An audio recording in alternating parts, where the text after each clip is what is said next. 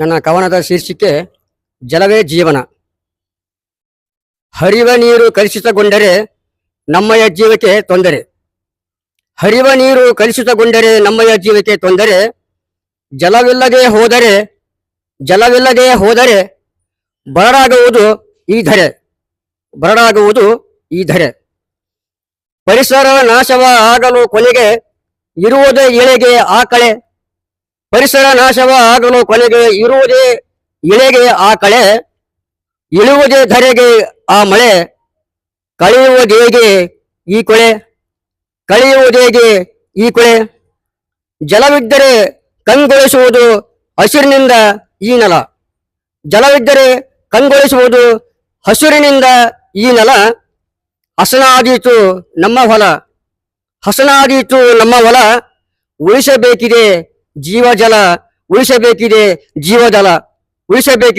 ಜೀವಜಲ. ಧನ್ಯವಾದಗಳು.